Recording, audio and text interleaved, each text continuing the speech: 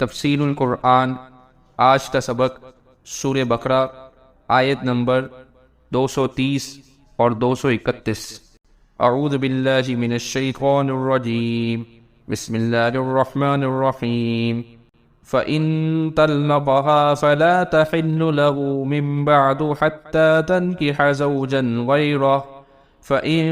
طَلَّقَهَا فَلَا جُنَاحَ عَلَيْهِمَا أَن يَتَرَاجَعَا إِنْ ظَنَّا أَن يُقِيمَا حُدُودَ اللَّهِ وَتِلْكَ حُدُودُ اللَّهِ يُبَيِّنُهَا لِقَوْمٍ يَعْلَمُونَ۔ وَإِذَا طَلَّقْتُمُ النِّسَاءَ فَبَلَغْنَ أَجَلَهُنَّ فَأَمْسِكُوهُنَّ بِمَعْرُوفٍ أَوْ سَرِّحُوهُنَّ بِمَعْرُوفٍ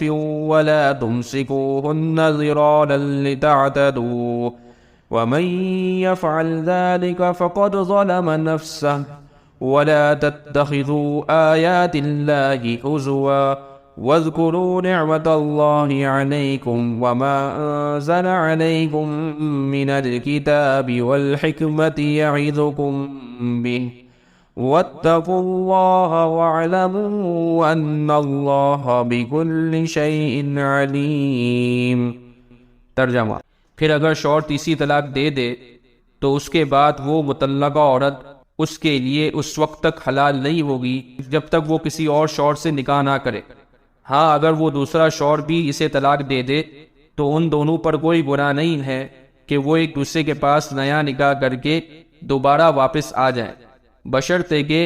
انہیں یہ غالب گمان ہو کہ اب وہ اللہ کی حدود قائم رکھیں گے، اور یہ سب اللہ کی حدود ہے جو وہ ان لوگوں کے لیے واضح کر رہا ہے جو سمجھ رکھتے ہو۔ اور جب تم نے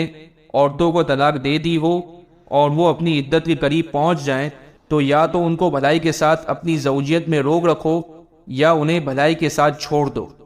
اور انہیں ستانے کی خاطر اس لیے روک کر نہ رکھو کہ ان پر ظلم کر سکو، اور جو شخص ایسا کرے گا وہ خود اپنی جان پر ظلم کرے گا، اور اللہ کی آیتوں کو مذاق مت بناؤ، اور اللہ تعالیٰ نے تم پر جو انعام فرمایا ہے اسے اور تم پر جو کتاب اور حکمت کی باتیں تمہیں نصیحت کرنے کے لیے نازل کی ہیں انہیں یاد رکھو، اور اللہ سے ڈرتے رہو، اور جان رکھو کہ اللہ ہر چیز کو خوب جانتا ہے۔ جاہلیت میں ایک ظالمانہ طریقہ یہ تھا کہ لوگ اپنی بیویوں کو طلاق دیتے اور جب عدت گزرنے کے قریب ہوتی تو رجوع کر لیتے تاکہ وہ دوسرا نکاح نہ کر سکے، پھر اس کے حقوق ادا کرنے کے بجائے کچھ عرصے بعد پھر طلاق دیتے اور عدت گزرنے سے پہلے پھر رجوع کر لیتے۔ اس طرح وہ غریب بیچ میں لٹکی رہتی، نہ کسی اور سے نکاح کر سکتی اور نہ شوہر سے اپنے حقوق حاصل کر سکتی۔ یہ آیت اس ظالمانہ طریقے کو حرام قرار دے رہی ہے۔ وآخر دعوانا الحمدللہ رب العالمین۔